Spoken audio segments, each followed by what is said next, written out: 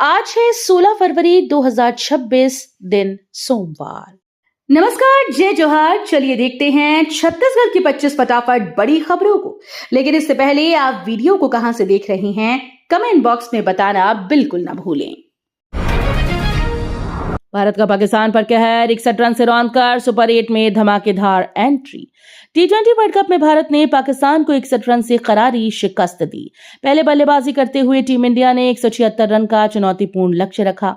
जवाब में पाकिस्तान की टीम भारतीय गेंदबाजों के आगे टिक नहीं सकी और 18 ओवर में 114 रन पर ऑल आउट हो गई। पाकिस्तान की ओर से उस्मान खान ने सबसे ज्यादा 44 रन बनाए, लेकिन टीम को जीत नहीं दिला पाए। सीएम साय ने कहा, संगठित और जागरूक समाज से विकास को मिलती है मजबूती।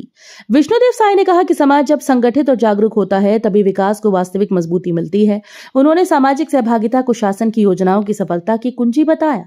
मुख्यमंत्री ने कहा कि सरकार जनभागीदारी के माध्यम से शिक्षा, स्वास्थ्य और बुनियादी सुविधाओं का विस्तार कर रही है। उन्होंने समाज के सभी वर्गों से सकारात्मक सहयोग का आह्वान करते हुए प्रदेश को समृद्ध और आत्मनिर्भर बनाने का संकल्प दोहराया। 2.5 लाख गैस उपभोक्ता अलर्ट, 30% ने अब तक नहीं कराई eKYC। जिले में करीब 2.5 लाख रसोई गैस उपभोक्ताओं में से लगभग 30% ने अब तक eKYC प्रक्रिया पूर्ण नहीं की। संबंधित गैस एजेंसीज ने चेतावनी दी कि तय समय सीमा तक eKYC न कराने पर कनेक्शन अस्थायी रूप से ब्लॉक किए जा सकते हैं। उपभोक्ताओं से अपील की गई कि वे आधार और आवश्यक दस्तावेजों के साथ नजदीकी एजेंसी या ऑनलाइन पोर्टल पर जाकर प्रक्रिया पूर्ण करें। छत्तीसगढ़ में 2700 करोड़ के 71,714 वाहन बिके, ईवी की मांग तेज। छत्तीसगढ़ में ऑटोमोबाइल बाजार ने एक महीने में नया कीर्तिमान स्थापित किया। महज 30 दिनों में 2,700 करोड़ रुपए के 71,714 वाहनों की बिक्री दर्ज की गई। खासतौर पर इलेक्ट्रिक वाहनों यानी ईवी की डिमांड में जबरदस्त उछाल देखा गया। बढ़ते पेट्रोल डीजल कीमतें, सरकारी सब्सिडी और पर्यावरण के प्रति जागरूकता इसका बड़ा कारण मानी जा रही है। रायपुर एयरपोर्ट पर बड़ा हादसा टला, लैंडिंग में उछला इंडिगो विमान। स्वामी विवेकानंद एयरपोर्ट रायपुर पर एक बड़ा हादसा टल गया जब लैंडिंग के दौरान इंडिगो का विमान रनवे पर उछल गया। बताया जा रहा है कि तेज हवा और मौसम की प्रतिकूल परिस्थितियों के कारण विमान बाउंस हुआ, लेकिन पायलट की सतर्कता से स्थिति संभल गई। सभी यात्री सुरक्षित हैं। विमान की तकनीकी जांच की जा रही है। घटना के बाद एयरपोर्ट प्रशासन ने सुरक्षा प्रोटोकॉल की समीक्षा शुरू कर दी।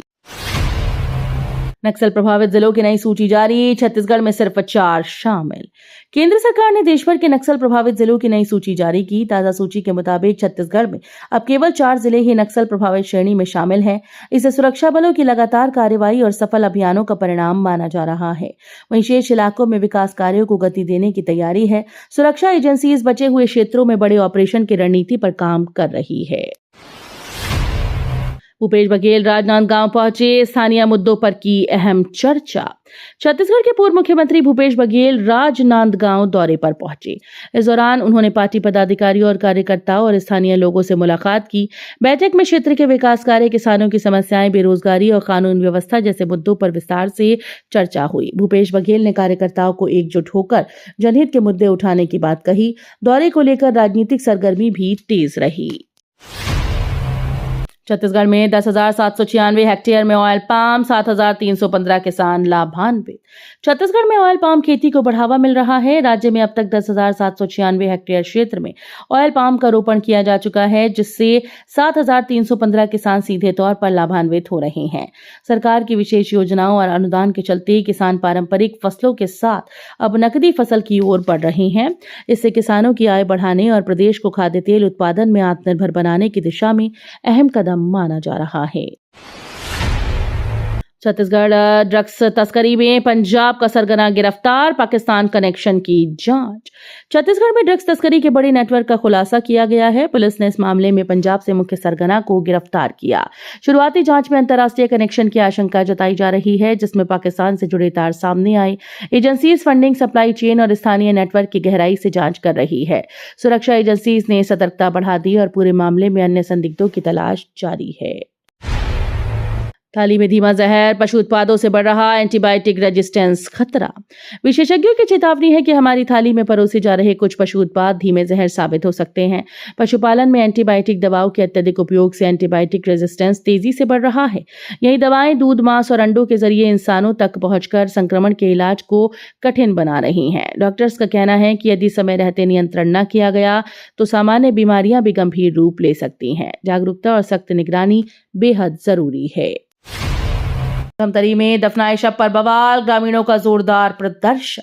धमतरी में दफनाए गए एक शव को लेकर ग्रामीणों ने जोरदार प्रदर्शन किया। गांव वालों का आरोप है कि अंतिम संस्कार को लेकर उनकी धार्मिक भावनाओं और परंपराओं की अनदेखी की गई। सूचना मिलते ही बड़ी संख्या में लोग मौके पर जुट गए और प्रशासन के खिलाफ नारेबाजी की। स्थिति को संभालने के लिए पुलिस बल तैनात किया गया। अधिकारियों ने बातचीत कर मामला शांत कराने की कोशिश की। जगदलपुर का 211 करोड़ अस्पताल ट्रायल में अटका, डॉक्टर मरीज नदारद।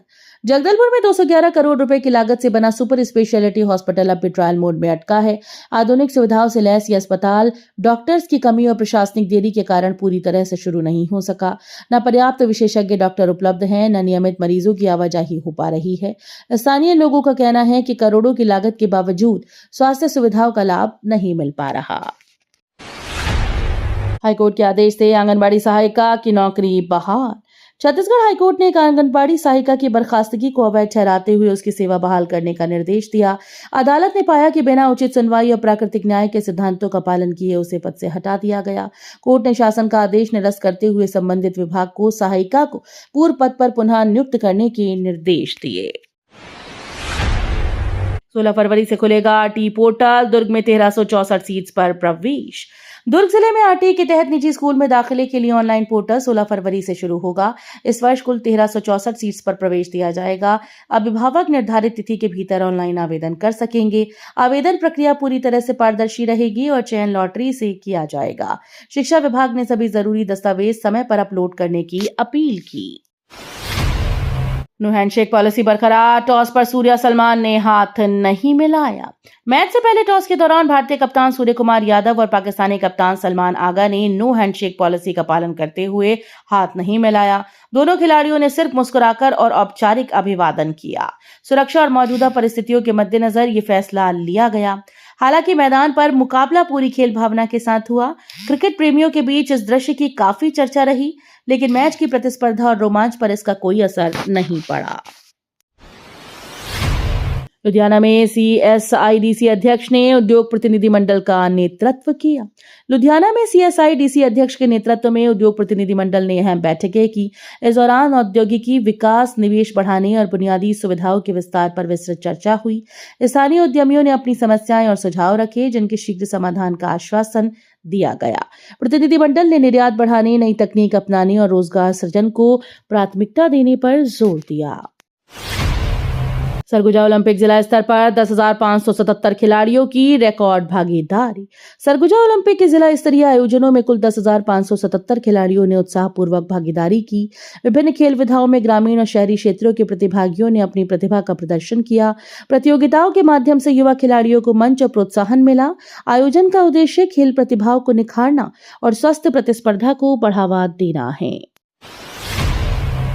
जाज्वल्यदेव लोक महोत्सव और एग्रीटेक कृषि मेला 2026 का भव्य समापन। जाज्वल्यदेव लोक महोत्सव और एग्रीटेक कृषि मेला 2026 का भव्य समापन उत्साह और उमंग के साथ हुआ। महोत्सव में लोक संस्कृति, पारंपरिक कला और कृषि तकनीक का अनूठा संगम देखने को मिला।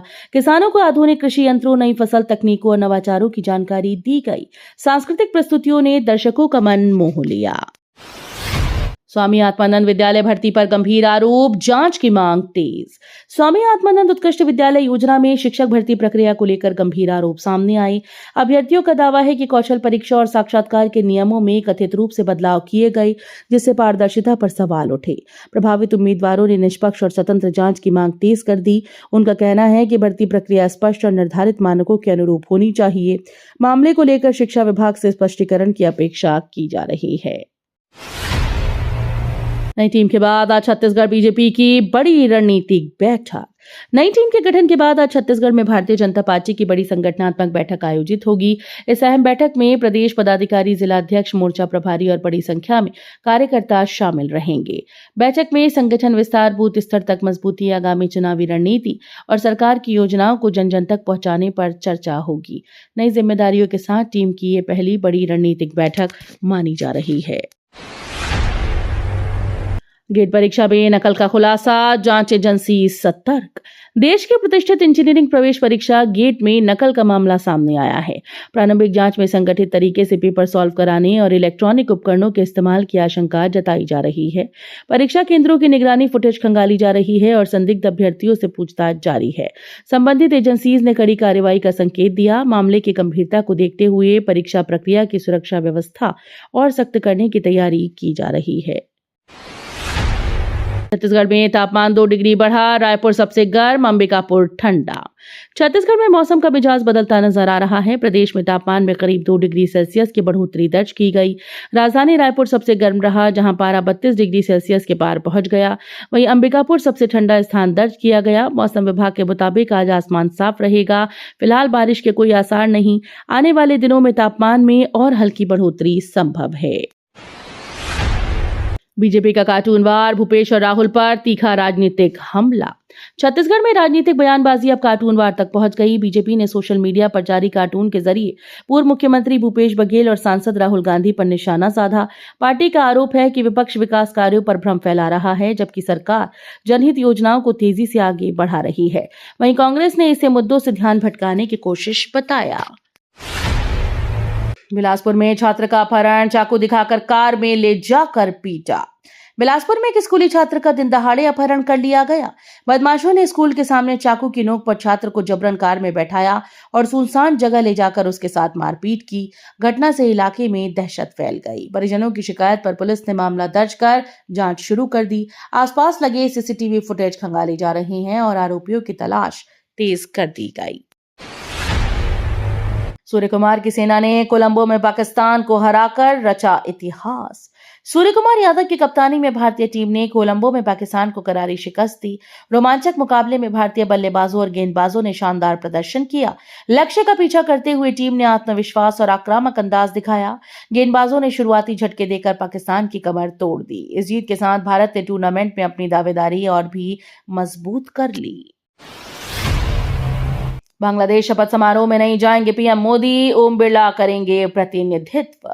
बांग्लादेश में होने वाले शपथ ग्रहण समारोह में प्रधानमंत्री नरेंद्र मोदी शामिल नहीं होंगे। उनकी जगह लोकसभा अध्यक्ष ओम बिरला भारत का प्रतिनिधित्व करेंगे। आधिकारिक सूत्रों के अनुसार पूर्व निर्धारित कार्यक्रमों और व्यस्तताओं के चलते प्रधानमंत्री की यात्रा संभव नहीं हो सकी। हालांकि भारत की ओर से उच्च स्तर का प्रतिनिधित्व सुनिश्चित किया गया।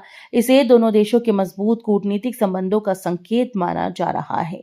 समारोह में क्षेत्रीय नेताओं की मौजूदगी के बीच भारत की भागीदारी भी अहम मानी जा रही है। तो ये थी आज की बड़ी खबरें। अगर आपको न्यूज़ पसंद आई हो तो वीडियो को लाइक और शेयर करना बिल्कुल ना भूलें। धन्यवाद।